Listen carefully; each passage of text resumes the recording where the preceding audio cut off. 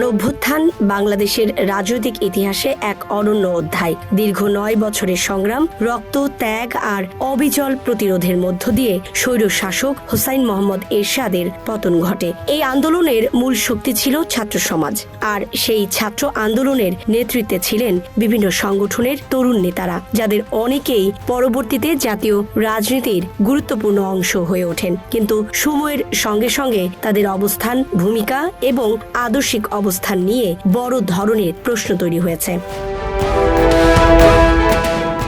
ঢাকা বিশ্ববিদ্যালয় কেন্দ্রিক ছাত্র রাজনীতির সবচেয়ে প্রভাবশালী মঞ্চ ছিল ডাকসু।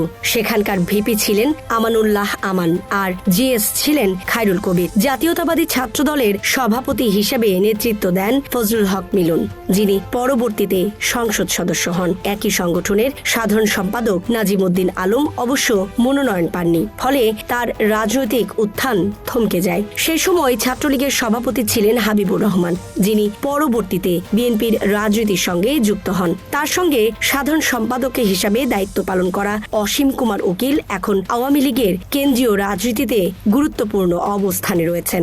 এই এক উদাহরণই দেখিয়ে দেয় একই আন্দোলনের সহযোদ্ধারা পরবর্তীতে সম্পূর্ণ ভিন্ন রাজনৈতিক মেরুতে অবস্থান নিয়েছেন। ছাত্র মৈত্রীর সভাপতি জহিরউদ্দিন স্বপন পরবর্তীতে জাতীয় রাজনীতিতে গুরুত্বপূর্ণ ভূমিকা পালন করেন এবং তথ্য ও সম্প্রচার মন্ত্রী হিসাবেও দায়িত্ব পালন করেন। বিএনপির মিডিয়া কমিটির প্রধান হিসাবেও তিনি সফলতা দেখান। ২০০১ সালে প্রথমবার সংসদ সদস্য নির্বাচিত হন। এবারও সংসদ সদস্য ও মন্ত্রী হয়েছেন। তার সঙ্গে সাধারণ সম্পাদক হিসাবে থাকা নূর আহমেদ বকুল এখন ওয়ার্কার্স পার্টির কেন্দ্রীয় নেতা।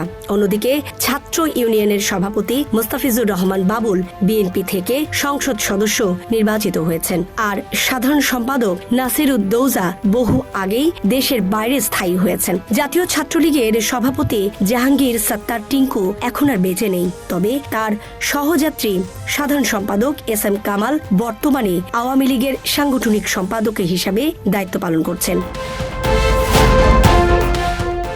জাসদ ছাত্রলীগের সভাপতি নাজমুল হক প্রধান এখন বিভক্ত দলের একাংশের সাধারণ সম্পাদক হিসাবে রাজনীতিতে সক্রিয়। শফিয়া আহমেদ জীবনের শেষ সময়ে আওয়ামী লীগের রাজনীতিতে টিকে থাকার লড়াই করেছেন, কিন্তু নানা চাপ ও বাস্তবতার মধ্যে ক্লান্ত হয়ে শেষ পর্যন্ত তিনি মৃত্যুবরণ করেন। ছাত্র ফ্রন্টের সভাপতি মোস্তফা ফারুক এবং সাধারণ সম্পাদক বজলুর রশিদ এখনও তাদের নিজস্ব রাজনৈতিক ধারায় সক্রিয় আছেন। বাম ধারার আরও নেতাদের মধ্যে আখতার সোভান মাসরুর, ফয়জুল হাকিম লালা এবং মোশেফা মিশুর মতো ব্যক্তিত্বও সেই সময়ের আন্দোলনে গুরুত্বপূর্ণ ভূমিকা রেখেছিলেন।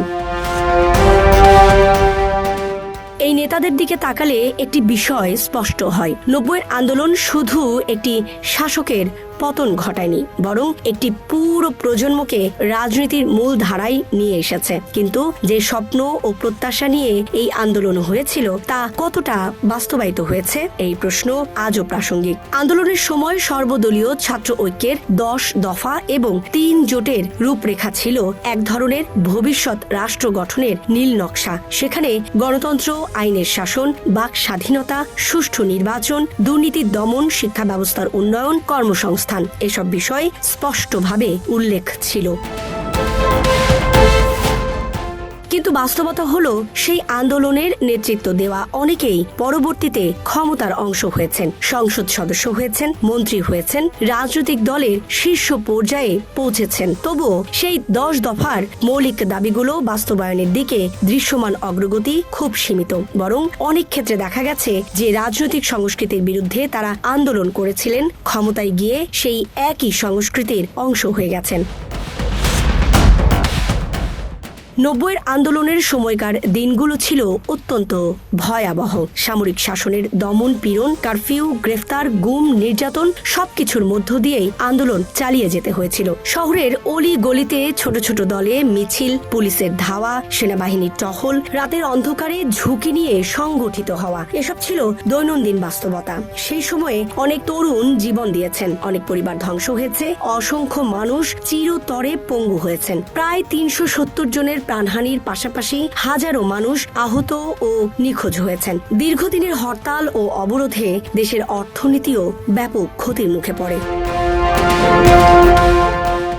এই বিশাল ত্যাগের পর স্বৈর শাসকের পতন অবশ্যই একটি ঐতিহাসিক অর্জন, কিন্তু আন্দোলনের মূল লক্ষ্য একটি কার্যকর গণতান্ত্রিক রাষ্ট্র ব্যবস্থা প্রতিষ্ঠা। তা কতটা অর্জিত হয়েছে সেটি আজকের বড় প্রশ্ন। যে নেতাদের দিকে একসময় মানুষ ভবিষ্যতের নেতৃত্ব হিসেবে তাকিয়েছিল, তাদের অনেকেই রাজনৈতিক বাস্তবতায় নিজেদের অবস্থান বদলেছেন। কেউ ক্ষমতার কেন্দ্রবিন্দুতে গেছেন, কেউ প্রান্তিক হয়ে পড়েছেন, কেউ আবার রাজনীতি থেকেই সরে গেছেন। এই বাস্তবতা নতুন প্রজন্মের জন্য একটি গুরুত্বপূর্ণ শিক্ষা বহন করে। ইতিহাস দেখায় শুধু আন্দোলন করলেই পরিবর্তন আসে না। পরিবর্তন টিকিয়ে রাখতে হলে আদর্শ, নীতি এবং প্রাতিষ্ঠানিক কাঠামোর প্রতি দায়বদ্ধতা থাকতে হয়। 90-এর গণঅভ্যুত্থান সেই দায়বদ্ধতার এক উজ্জ্বল উদাহরণ হলেও তার পরবর্তী রাজনৈতিক যাত্রা সেই আদর্শকে ধরে রাখতে পারেনি। এটাই হয়তো এই ইতিহাসের সবচেয়ে বড় বেদনা। Desk report, Dhaka express.